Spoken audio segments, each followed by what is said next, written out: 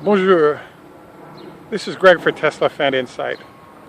I want to do a brief talk today on, I want to say, version 2 of the Tesla short squeeze. And I call it the Europe versus America perspective. Many of the biggest shorts on Tesla are US focused funds that assume Tesla's field or industry is kind of a joke and isn't worth sort of long-term investing or money, hence the shorting of the stock. I'm really blown away by this, frankly, because the value proposition in the United States, where gas is headed towards $2 a gallon, is nothing like Europe or some of the other countries in Asia, where the average price of gas is at $9 a gallon.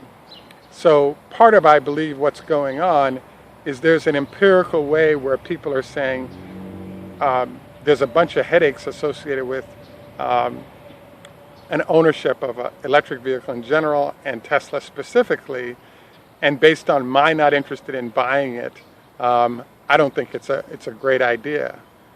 The flip side of this is that in places like Germany and all over Europe, there's a situation going on where, you know, the value proposition presented by Tesla and other electric vehicles is the difference between $9 a gallon for gas versus $1 effectively a gallon for fuel. And then in places like Norway, where there are all these parking and carpool lane uses, etc., I saw a report that suggested that it's worth $10,000 a year to the average owner of a vehicle in Norway to own an electric vehicle. So if it's a $35,000 car, only 3 years or so, you're making money on your car. And if it's leased, you're making money year one. So I'm intrigued because I'm getting a lot of pushback on my analysis relative to the short situation. But I think the bias of the shorts is probably affected by where they live and also what they drive. Because if you're in a place where you're saving $10,000 a year on your vehicle and you can charge it up at your home and free at supercharger stations, I think those folks have a way in which they can empirically review the data associated with investing or not investing in Tesla, where folks that are in places where they have very cheap fuel, etc., just can't appreciate. So I'm fascinated because I do think there's an empirical research-based bias that's going on where Europeans can understand electric vehicles and their benefits and implement them. And folks in places that don't have those challenges, like America, are unable to really grasp the importance of this. I will also say I'm also really impressed, surprised by Americans that are buying Teslas in large numbers because given those low gas prices, there's a corollary between how many sort of Priuses and other EVs that are low cost.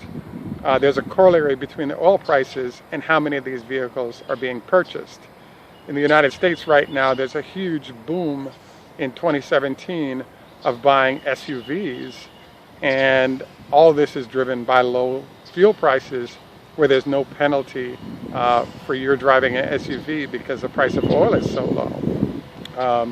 So to have people who are still committed to EVs, etc., is somewhat unusual given that they can get an SUV solution, gives more space and luxury. And when you consider all the headaches of charging and managing battery anxiety, etc., that you don't have to deal with, if you're not an early adopter or a person that appreciates what these vehicles can do, there's a high likelihood that there's a not worth investing in, it's a bad idea that might pop out of it. But the Europeans, I think, are way ahead of this game and therefore have a better way to evaluate if Tesla's a good investment based on the trends, short and long term, that they're seeing in their home spaces. Thanks for taking time out once again to view. Please like and subscribe. This is Greg for Tesla Fan Insight. Tschüss, macht's gut, au revoir, à tout à l'heure, lahit raot, hoda hafez, salam alaikum.